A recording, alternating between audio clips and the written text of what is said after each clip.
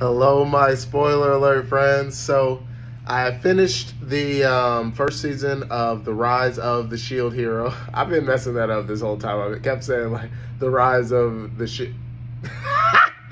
Anyway, finished the season one of that show, and it was pretty good. There were some things I didn't like, when they started switching to calling mine, the B word, and all the things they end up calling her and changing her name to that. It made it so I couldn't watch with the kids, so that kind of disrupted my progress, but still able to finish it.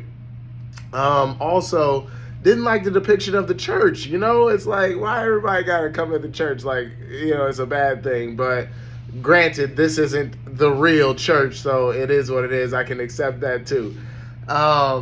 But the cool thing, it was like, I liked the progression, the character development of the Shield Hero. The other guys, the bow, the sword, the spear, they didn't really. I mean, they grew a little bit, but they didn't grow all that much in comparison to how Naofumi did.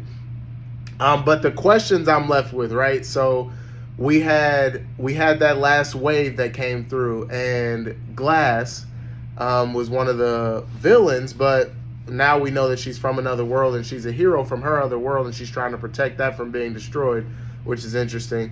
I'm curious how they're going to transition and merge all of this to make it make sense.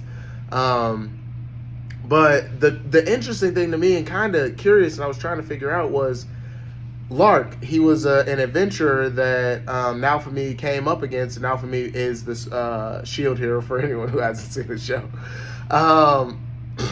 When Naofumi was going to another island, they ran across him, and first he was in a village, and then they saw him, and then they saw him again on a boat.